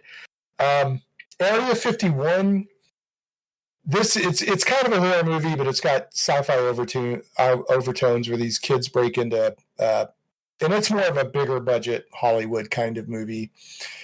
Yeah, I mean, so alien invasion and found footage as a crossover of genres, and you'd think that there'd be more of them, and you'd think they'd be better. So I've seen a few. There's actually one that predates. It's from the '80s, so it predates the found footage thing entirely. But it's called the McPherson tapes, and I remember that one really well because everyone thought it was real. The director who did it promoted it as real. I think Sightings in the 90s did an episode about it, and there was all these debates over whether the footage was real or not. And it turns out it was just a movie. You can actually pick it up from Vinegar Syndrome on Blu-ray. How funny! It's not a great movie as itself as a movie. It was more about tricking people. It's almost like you're watching a prank. So it worked better as a prank than as a movie. I still think that the best found footage alien invasion film is the segment from VHS 2 about the kids having like a sleepover. Right. And the aliens the with the dog who has the camera on its back. Yeah. Like I that one hate is that done ending. really well. Oh, the ending is so sad. Yeah, I don't like that. I hate that ending. Yeah, I hate that ending a lot. But it's done really well. Yeah. Yeah, I mean, it is one of the subgenres of found footage of, hey, there's lights in the sky. Now there's aliens, but it's Yeah. not. I think you don't see it as much because it takes more budget. It And does to do all that stuff. But then again, the VHS segments, they use it they hardly like shows. special Yeah, it effects. hardly shows anything. I mean, you just need lights to come down. You just have to have a lighting rig, I guess. Okay, But the way it did some of those effects that were so they worked so well was like the part where they're all hiding out in the woods, right? And they know that the aliens are out there somewhere, and they're like, be quiet, be quiet. And suddenly they see these flashing red and blue lights, and they hear like a police car siren. They just see the lights and hear the siren, and so like the cops are here, the cops are here, and they all come running out into the open field, and then all those lights and sounds shut off all at yeah, once, and they're like, what happened? what just and happened? then and then Yeah, the, and the aliens come and like attack them, and it's like, wow, that's really really effective. It costs no money at all to do that. It's such a simple effect. You realize the aliens were tricking them into coming out, but it worked so well. It's the creepiest part of that entire segment in the movie. So I think it can be done. Alien invasion, found footage movies without much of a budget. It just no one's really done it as a full length film that I've enjoyed. yeah. There's a few of them out there, but yeah, it's not my favorite type of found footage. But I think that what that segment from the VHS movie, I think, is one of the better examples. There's that scene on the dock where it's crawling after him on the dock or whatever. And you touch on something I think that is very important to found footage and horror movies in general, but definitely for found footage, and that is, to me, less is more. Like, do little creepy, suggestive stuff and let the imagination fill the rest in. And I think that works really well for found footage. Now there's nothing wrong with a moment of pure crazy, but if you like that little door in Paranormal Activity, that's so effective because your brain is like, imagining all this horrible stuff around it. Well, everyone, the chief complaint about the Blair Witch Project is that you never see the witch. In fact, you never see anything. That's the And that's powerful part. Because I know so many people when it first came out, and they said like, no, you see the witch. It's there in the woods when they're runing. You can see it for a second. You never see her. She's never there. It's all the power of suggestion. You think you see her, and that's what works so well. Yeah, that is.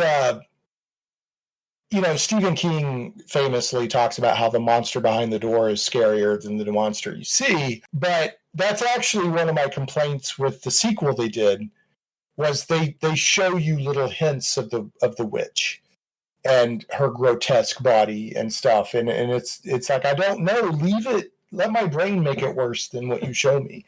But speaking of extraterrestrial stuff, one of the bigger budget movies out there is, have you seen The Fourth Kind with Mila Jovovich? I actually did not see that one because it had Mila Jovovich in it. I really don't like her. She's not doing her normal character, but there's some interesting stuff as a big budget found footage movie. It's done pretty well. It just has this really weird scene at the end where Mila and the director are talking to each other as themselves at the end of the movie, and I still don't know what the heck that was about. So, have you seen either of the Creep movies? No, I haven't. Okay, I would check out the Creep movies. They get a lot of hype, and they are good, although I think Creep 2 is better. I didn't see them on your list, but you may want to check out The Houses October Built. They made 2 of those so far, and they're really interesting because they're movies about, they're more a faux documentary than a found footage movie. Right. But they're about the crazy regional haunted house experiences, like the Halloween haunted houses, like fun house kind of things, right. With that people put on, and they're all actual regional haunted houses and spook houses that people put up. So it's like a real documentary. They're going and they're showcasing all these actual haunted house experiences around the country, but they sew them together with this narrative about a cult. So they'll be interviewing the actual people who run the haunted houses and asking them about like, oh, when did you get started, et cetera, et cetera. Oh, and have you heard about so and so? And the people giving the interview like, oh yeah, I think I've heard of them. They don't know what they're talking about Right. because Yeah, they just don't want to appear clueless. but their reactions are always real because they're like, I think I've heard of them, and everyone says something different. Like when they say they heard, like, I think I've heard of them. Don't they have a haunted house over in Connecticut? Or like, oh, are those guys from Texas? They something like that. Funny. And they end up sewing it together into a coherent movie that's also a documentary about regional spook houses. And they've made 2 of them so far, and they're really interesting. I recommend them. I will check those out. I've seen them come up on like recommended movies and things like that. So there's an interesting, it's kind of found footage, it's kind of not. Have you seen Savage Land? No. Okay, I recommend it. It's like, you talk about trying to get creative. So it's a documentary about like something happened overnight where like everybody in a small, like, I think it's like an Arizona town, maybe a New Mexico town, everybody dies, is like murdered in a brutal fashion. And the only clue to what happened is they find a roll of film that's got like 20-something pictures on it. And it kind of gives you little moments, little slices of moments of what happened during the entire attack. And it's really good. So I'm calling it the Savage Land. It's called Savage Land. Yeah. Savage Land. Okay, I'll check that one out. That sounds really interesting. Yeah, it's a good movie, but what makes it interesting is that they experimented a little bit, and you could call it a found photo. Found photo movie. Okay. Yeah, but it's a documentary, and it's got some like political overtones in it that you'll see. But it's done really, really well. I liked it a lot. I'm wanting to mention a couple more movies here, and I know you got to go. So this is an interesting point. Comedy is hard to do, right? Yeah. Found footage comedy must be almost impossible because there's a few found footage comedy movies on here, and most of them are real stinkers. The only 2 that I thought were at least gave me a couple of chuckles. Yeah, go ahead. I will say, isn't this is Spinal Tap technically a found footage comedy movie? Okay, yeah, it's a faux documentary. Okay, that would make it sensual if it was on the list. I'm talking about, people are like, hey, I've got a camera, let's go make a found footage movie. Yeah, I know what you mean. Yeah. There's one that's actually just called found footage, and I'm not like a spoof, right? Yeah, and I'm not saying it's great, but I will say that the 3 main characters are idiots, and they made me laugh a couple of times. There's another one. This one is more. So it's called Found Footage 3D. And it's a found footage movie within a found footage movie. Okay? So let me try to explain it. So my review was a group of filmmakers decides to make a 3D found footage flick. This one is a meta send-up of found footage tropes wrapped around a decent horror movie. So it's fun if you put yourself in the right headspace, and it never lets you forget a 3D found footage movie is kind of hard to justify narratively. So what happens is the guy, you got a director who's ready to direct a movie, and then you got the producer who's the money guy, right? Yeah. So the producer goes out and buys a 3D camera. And he's like, we're doing 3D found footage. And like the whole movie, they keep having conversations around how do you justify narratively that we're doing a found footage 3D movie. So what ends up happening is the meta story is a comedy about all just the ridiculous stuff. Like the guy's ex-wife is one of the actresses, and there's just all this human drama that's really funny. But there's actually really a horror movie going on that none of them are noticing that's happening in parallel. So it's a really gory horror movie, but it's also a comedy. It sounds really ambitious, like it's trying to do a whole lot of stuff. Does it pull it off? I think so. I'm not saying it's the best movie ever made, but I think it does pretty well. So, and when the crap finally hits the fan, it turns into a horror movie. but they'll do stuff like, you in a horror movie, you always have the harbinger where they stop at a gas station or a little general store. So they're just grabbing people as they go to do stuff. And they're like, hey, they see these couple of guys standing at, outside an old general store or something, gas station. They're like, hey, do you guys mind if we film you? You're like, locals would be good for our movie. Can you just tell us, oh, no, you don't want to go to wherever? And they give them a name, right? The guy's like, oh, yeah, don't go there. And they're having a hard time getting the guys to act, but they finally get them to act. And then they're done acting, but the cameras are still on. And the guys are like, oh, so where are y'all going? And they're like, oh, we're going up to the old whatever place. And the guys get really nervous. And they're like, no, you really don't want to go up there. So it's like they're totally poking fun in a very obvious way at all the tropes. But it's worth watching. The Hell House movies on Shudder, the first two are worth watching. The third one just gets kind of crazy. And then last, we could talk about so much more. I want to point out there's a series of movies that this guy named Nigel Bach is making. Have you seen these Bad Ben movies? No, I saw you put them all down as terrible though. Yeah, but bottom of your list. Well, there's some of them are average, some of them are terrible. They're a guilty pleasure. Okay, so it's a guy doing extremely low budget found footage movies using his own house over and over and over and over and over. Oh wow. Now, one of them, he's like an Uber driver called The Haunted Highway. But what happened was he made Bad Ben for a very low budget in his own house. And when it came out, people thought it was funny. But he hadn't intended to make a comedy movie. But he's like, hey, if that's what works, so then he kind of leans into that. And a few of the entries later are just outright horror, but most of them have a lot of comedy worked into it as well. And I'm not going to say they're amazing movies, but they kind of grow on you a little bit. And I watch them. I try to watch all of them that come out. And the guy, like I said, he puts them out on Amazon. His name's Nigel Bach. And he's just having fun. Like one of them, he does Bad Ben, the Mandela Effect. And he's like, okay. And so he's like, all these different horror stories are happening in this house in different dimensions, different multiverses. So it's an anthology movie of different spooky stuff happening in the same house.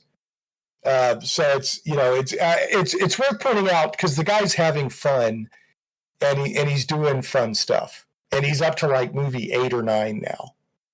So I would recommend checking out Bad Ben just for the guy's out there. He's out there doing it. So, and then probably, go ahead. One that's not on your list because it's not a movie, but there is found footage in as a genre. It kind of got out of the theaters, out of the standard movie experience, and it sort of exploded on YouTube and places like that. And found footage as a genre kind of evolved into the alternate reality games we were talking about, the ARGs. And there's one that sort of kicked it off. It's called Marble Hornets. And I've seen Marble Hornets, or I've seen a Marble Hornets movie. They have a series of them now, right? Yeah. They did the series first, and they did the movie to try and make some money because all the videos on YouTube were for free. So the movie's kind of panned, but you can watch all the videos on YouTube. And Marble Hornets is interesting. It's a case where once they got too ambitious, that's actually when it started to get kind of bad. Because the first season of videos, and each video is between sometimes it's 30 seconds and sometimes it's 6 minutes. But the first season of Marble Hornets, the videos don't have any dialogue. They're just the camera footage and along with some overlay text to provide context of what's going on. That's some of the best stuff. Yeah. And that's when it's really effective. But when season 2 and 3, they got more ambitious and they try to act. And that's when, the whole thing falls apart because you realize they're acting and they're doing it poorly. And so the whole, this is found footage experience falls apart. But that first season, though, of Marble Hornets is really effective in the same way of the Blair Witch Project, where they really don't show you anything. It's kind of about the Slender Man because they were made at the time when Slender Man was and they're trying to explore these just backwoods in the middle of nowhere, these abandoned houses, and you can tell that they're actually going into real abandoned houses they probably shouldn't and filming in there. It's got kind of a guerrilla filmmaking style because they're just Which is filming great. out in the Yeah. streets, and it's really raw and authentic. And very effective. That first season of Marble Hornets, and I recommend that to people. And then just keep watching for as long as you can stand the acting after that. Okay. But it's evolved into a new genre right now that's called where It's people are called doing what? these analog horror is what it's called, Okay. and it's really hard. It's kind of hard to define, but it's about using retro technology like VHS tapes and cassette tapes and things like that to tell an altered reality horror story.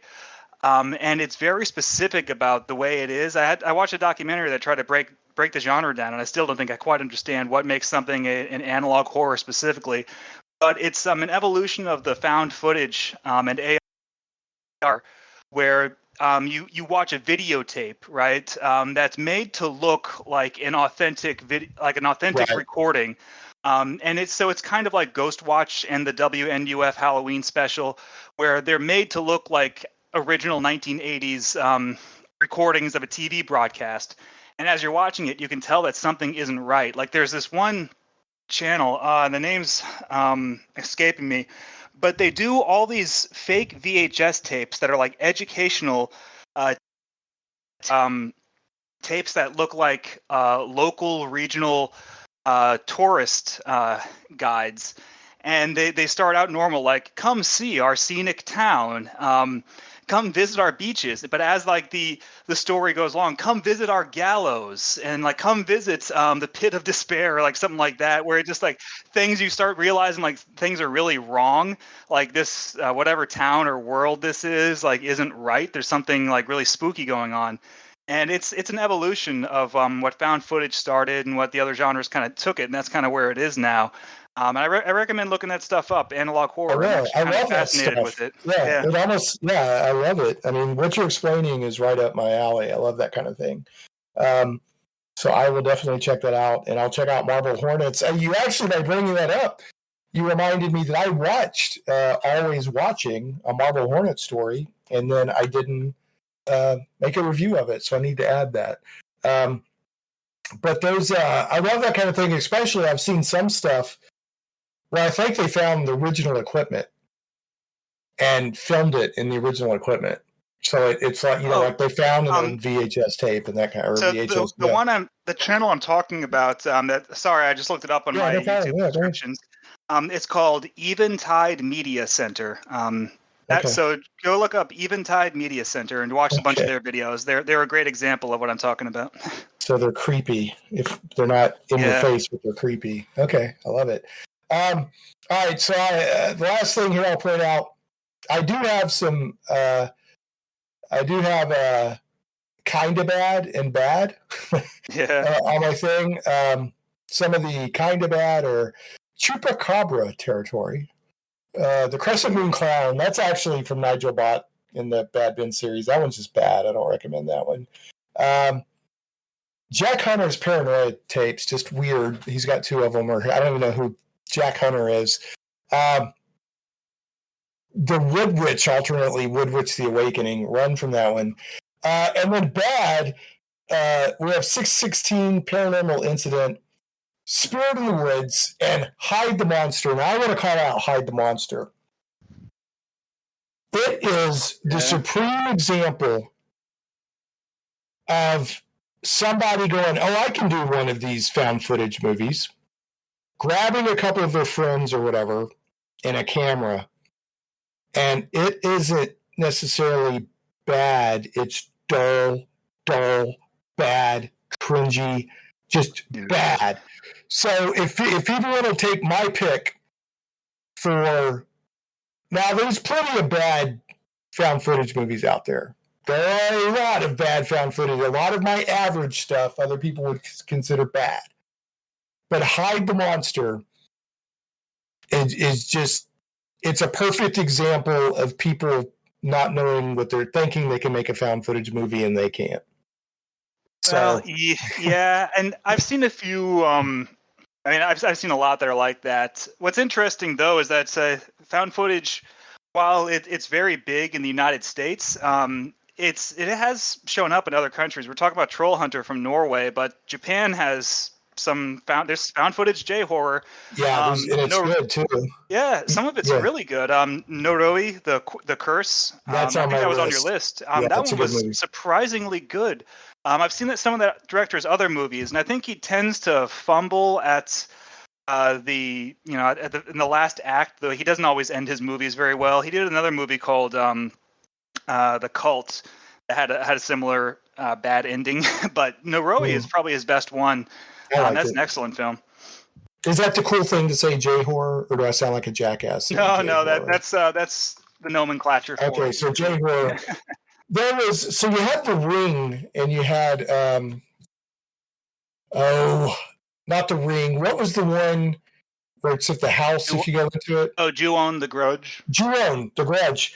So he made some like independent or straight to TV or something specials or movies of The Grudge before the motion picture stuff was done. Yeah. And those he made several of them, yeah. Yeah, and they're pretty good, and they're not found footage, but they feel like found footage, if that makes any sense. So I really liked those a lot. And there's a series of anthology horror films, J horror films from the 80s and early 90s that I really like. You can find them on DVD for like $5. They're called Scary True Stories. Not a great title. But right. It's a trilogy of anthology horror films, and the third one has a found footage segment, years before the Blair Witch Project, and it's about these kids exploring a haunted house in Japan, and with their camera, and it's really, really good and really effective. If you just want to see, Japanese, it's very specific. We call it J horror just because there's something about the way the Japanese do their ghost stories, their haunted house films, that's just different than the way we do it. It has they're all kind of feel the same in a way. I mean, the directors all put their own unique flourishes on it, but stuff like Ju-on, The Ring, Ju-rei, all these Japanese ghost movies, Sweet Home, that's a really good one. House.